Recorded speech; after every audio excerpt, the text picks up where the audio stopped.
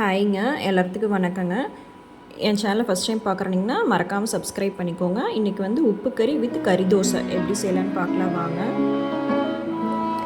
நேற்று எப்படி தான் எங்கள் ஊர்லையெல்லாம் மழை பெஞ்சுதுன்னு பாருங்கள்.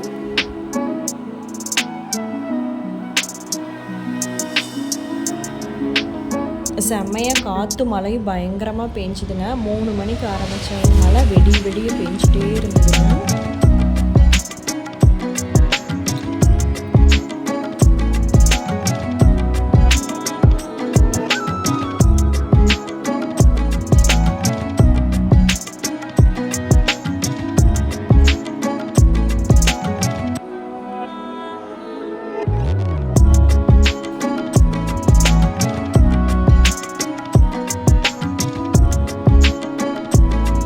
இந்த மலையோட உப்புக்கறியும் கறி தோசையும் செய்யலாம் வாங்க.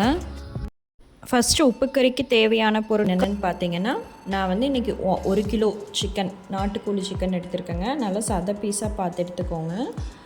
வரமிளகா வந்து ஒரு 15 வரமிளகாங்க. இதுதான் உப்புக்கறிக்கு ரொம்ப ரொம்ப முக்கியம். அப்புறம் பார்த்திங்கன்னா சீரகம் வந்து 1.5 டீஸ்பூன் சீரகம். பார்த்திங்கன்னா கல்லுப்பு வந்து நம்மளுக்கு தேவையான அளவு.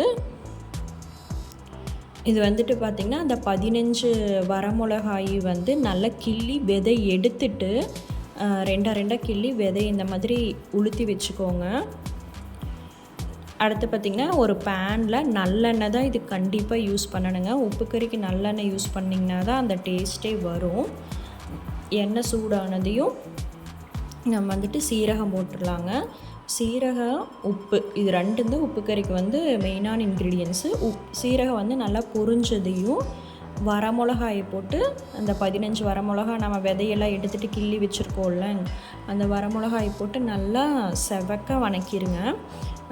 நல்லா அந்த காந்தால வர்ற மாதிரி நல்லா செவக்க வணக்கிட்டிங்கன்னா இந்த மாதிரி நல்லா அந்த வரமிளகா டேஸ்ட்டு தாங்க. வேறு வந்து நம்ம எதுவுமே ஆட் பண்ண போகிறதில்ல.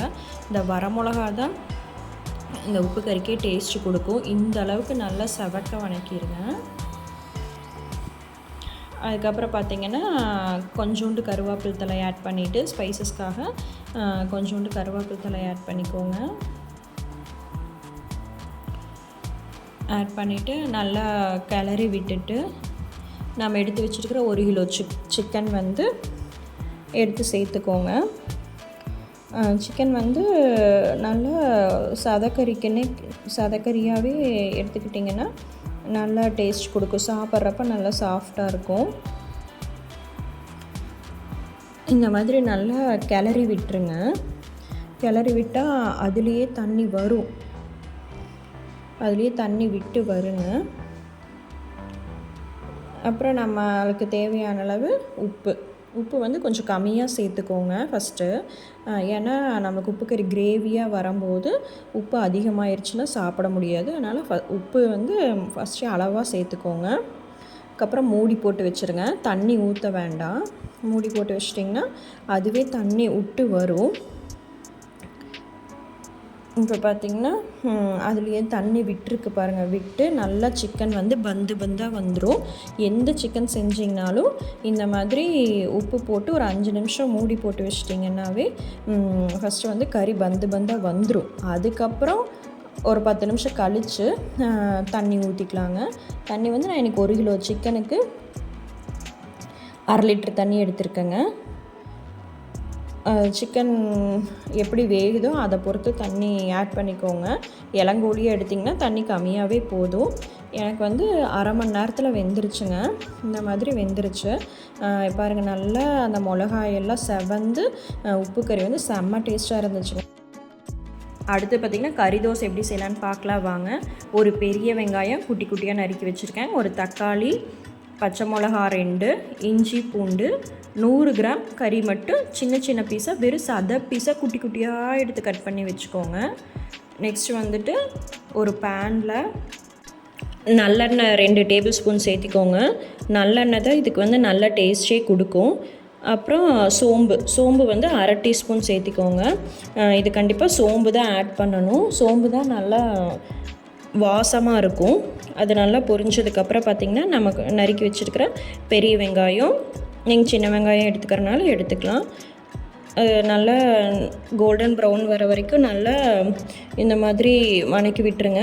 அதுக்கப்புறம் நம்ம எடுத்து வச்சுற 2 பச்சை மிளகா, குட்டி குட்டியாக ஸ்லைஸ் பண்ணி வச்சுற பச்சை மிளகா, அதுக்கப்புறம் பார்த்திங்கன்னா நம்ம எடுத்து வச்சுற ஒரு தக்காளி, குட்டி குட்டியாக இருக்கிற தக்காளி, அதையும் நல்லா இந்த மாதிரி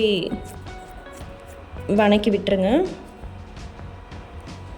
லைட்டாக உப்பு போட்டிங்கனாவே தக்காளி நல்லா வணங்கிக்கும். அதுக்கப்புறம் நம்ம அரைச்சி வச்சுருக்க இஞ்சி பூண்டு விழுது பச்சை வாசனை போக வரைக்கும் நல்லா வணக்கிக்கோங்க.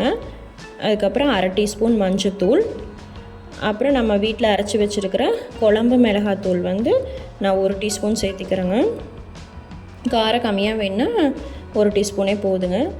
அதுக்கப்புறம் நம்ம எடுத்து வச்சுருக்கிற சாப் பண்ணி வச்சுருக்கிற சிக்கன் போட்டுட்டு நல்லா இந்த மாதிரி தண்ணி அதில் விட்டு வர வரைக்கும் நல்லா வணக்கிக்கோங்க. தண்ணி வந்து ஊற்ற வேண்டாம். லைட்டாக வந்து உப்பு சேர்த்து இந்த மாதிரி அதுலேயே தண்ணி வர வரைக்கும் நல்லா வணக்கிக்கோங்க. மறுபடியும் வந்து கரம் மசால் தூள் வந்து நான் 1/2 டீஸ்பூன் போட்டிருக்கேங்க. அது நல்லா ஸ்பைஸியாக இருக்கும்.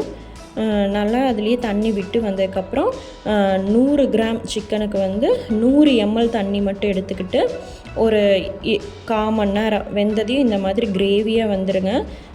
கிரேவியாக இருந்தால் தான் கறி தோசைக்கு வந்து நம்ம தோசை மேலே வைக்கும்போது நல்லாயிருக்கும். தோசை வந்து மொந்தமாக ஊற்றிக்கோங்க, ரோஸ்ட் மாதிரி வேண்டாம்.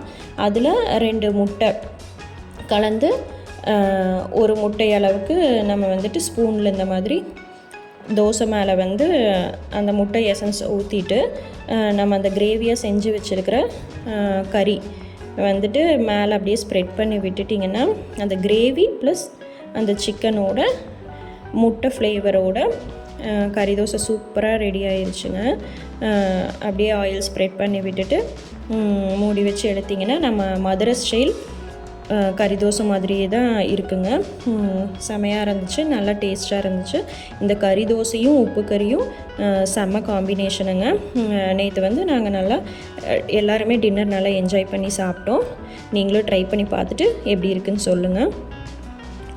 என் சேனலை ஃபஸ்ட் டைம் பார்க்குறீங்கன்னா கண்டிப்பாக சப்ஸ்கிரைப் பண்ணிக்கோங்க. இன்றைக்கி கோட் வந்து fear ends when we decide to face it. எதையுமே நம்ம செய்ய துணிஞ்சிட்டோம்னா நம்ம மனசில் இருக்கிற பயம் போயிருச்சுன்னு அர்த்தங்க. அதனால் எதுக்குமே பயப்படாமல் துணிஞ்சு செய்யுங்க. கண்டிப்பாக சக்ஸஸ் நிச்சயங்க. Thank you all. மீண்டும் நாளை சந்திக்கலாம்.